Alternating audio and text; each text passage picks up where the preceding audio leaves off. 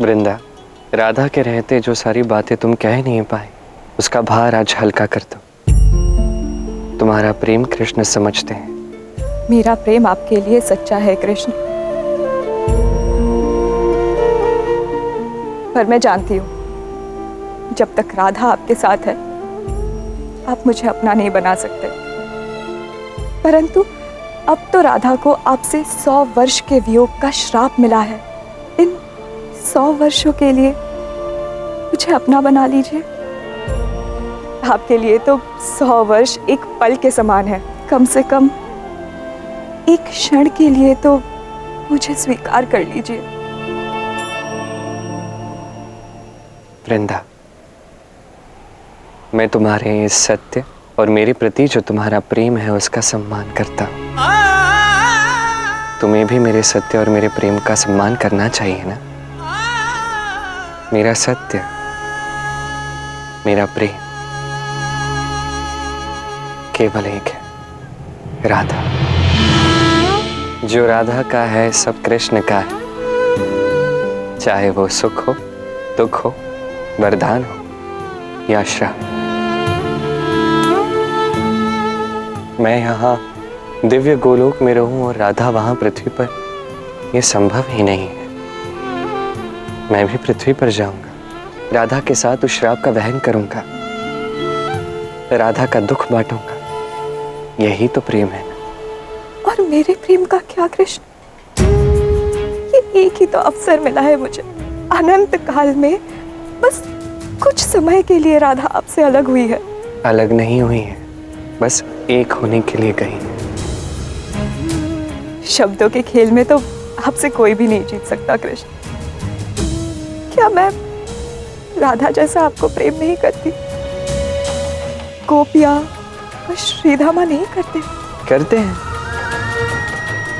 और इसीलिए तो मैं ये कहता कि जैसे राधा में मेरा अंश है, वैसे ही सारी गोपियों में भी है, तुम में भी है, श्रीधामा में भी है। आप सबका प्रेम झूठा नहीं है। आप सबका प्रेम मेरी भक्ति है। किंतु राधे का तो प्रेम ही मैं भला किसी और का कैसे हो सकता? कैसे हो सकता? कैसे हो सकता? हर समय सारी गोपियों से समान प्रेम का बखान करते हैं आप, छल करते हैं आप। आपको चाहिए कि सब आपके साथ रहे, किंतु आप केवल राधा के साथ रहे। असंभव। मेरा श्राप है, यदि आप मुझे अपना नहीं सकते तो मेरा मन कभी शांत नहीं होगा। और इसका कारण है आप। आप कभी नहीं कह पाएंगे कि आपने सारी गोपियों से समान प्रेम किया है, क्योंकि एक गोपी ऐसी रहेगी जिससे आपने प्रेम नहीं किया। जब जब कृष्ण और गोपियों की कहानी कही जाएगी तो सदा एक अभागन गोपी का नाम लिया जाएगा, और वो हूं मैं, वृंदा, जिसके प्रेम का कृष्ण ने अपमान किया, कभी समझा ही नहीं।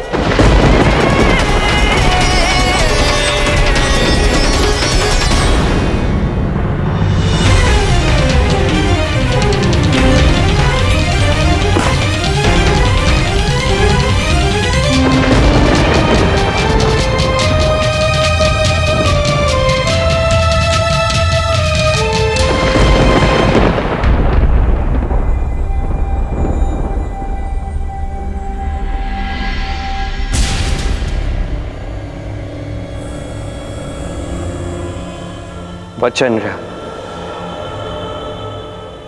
आज के पश्चात जब भी कृष्ण और उसके गोपियों की कहानी कही जाएगी, एक भी गोपी प्रेमहीन नहीं होगी। तुम भी नहीं वृंदा।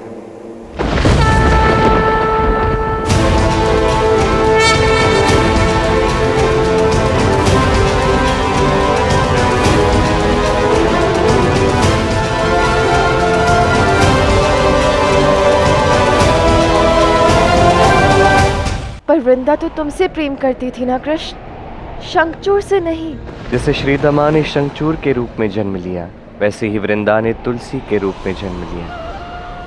अब श्रीदामा में, शंखचूड़ में मेरा ही अंश है। इसी कारण से तुलसी प्रेम करने लगी शंखचूड़ से राधा, और उनका प्रेम भी वैसे ही है जैसे हमारा है। तुलसी भी शंखचूड़ से वैसे ही प्रेम करती है जैसे राधा कृष्ण से करती है। तुलसी भी शंखचूड़ की वैसी ही शक्ति है जैसे राधा कृष्ण की शक्ति है। तुम ही बताओ राधा, जिसकी शक्ति स्वयं प्रेम है, उसे भला मैं कैसे हरा सकता हूं?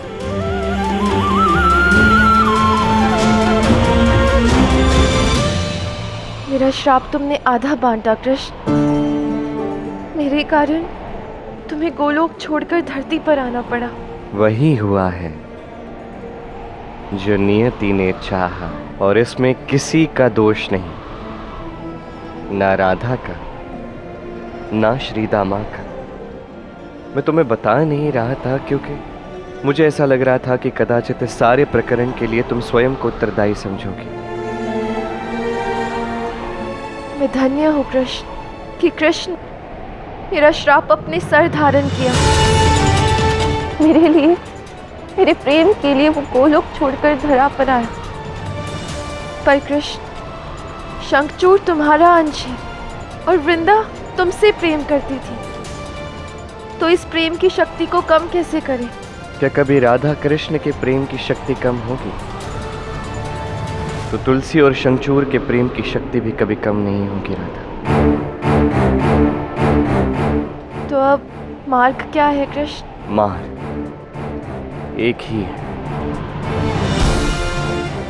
केवल एकमात्र मार्ग है, दो शब्द।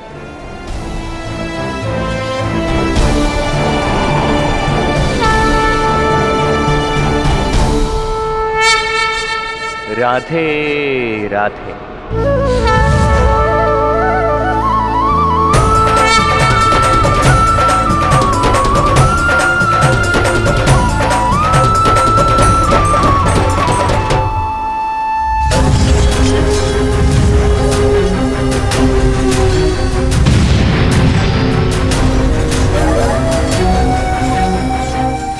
देखा अहंकारी देवताओं, तुम्हारी शक्ति मेरे आगे छिन्न है।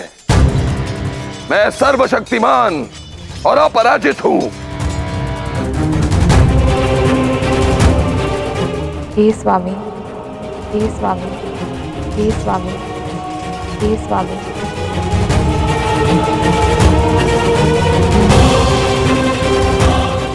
हे तुलसी, आपके प्रेम के कारण मैंने देवताओं को युद्ध में पछाड़ दिया है। ये युद्ध हम नहीं जीत सकते। असुर राज शंखचूड़ की शक्तियों का कोई उत्तर नहीं है हमारे पास। देवराज भी अभी तक नहीं लौटे। हमें युद्ध विराम की घोषणा करनी चाहिए, अन्यथा इंद्रलोक हम गवा बैठेंगे। किसी समस्या का हल सदैव संघर्ष करते ही मिले, ये आवश्यक नहीं। जैसे मैं संध्या होने पर अस्तांचल हो जाता हूँ और अगले ही दिन संपूर्ण ऊर्जा के साथ इस सृष्टि को प्रकाशमान करता हूँ, उसी तरह निश्चित ही कल हम नवीन ऊर्जा और व्यूह रचना के साथ शंखचूड़ का सामना करेंगे। हमें कोई मार्ग ढूंढना होगा। देवताओं की ओर से युद्ध विराम किया जाता है शंखचूड़। देवता रण क्षेत्र छोड़ने की घोषणा कर चुके हैं। इसका अर्थ यह है कि हमारी विजय हुई है। असुर राज शंखचूड़ की, असुर राज शंखचूड़ की, असुर राज शंखचूड़ की।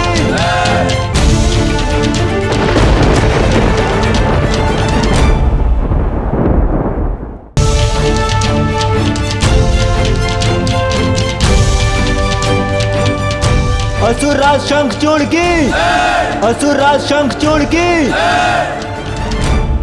इंद्रदेव तो स्वयं ही अपना आसन छोड़कर चला गया।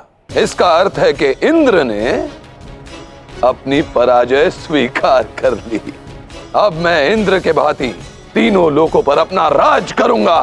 इंद्र के भांति सभी मुझसे शक्ति में छिन्न होंगे। अब तीनों लोकों का अधिपति मैं हूं। असुरराज शंखचूड़ की, असुरराज शंखचूड़ की। ये सब आपकी शक्ति और साधना का समर्थ है प्रिय। मेरी शक्ति और सामर्थ्य का कारण आपके प्रति मेरा अटूट प्रेम है स्वामी। आज हमारे प्रेम की विजय हुई।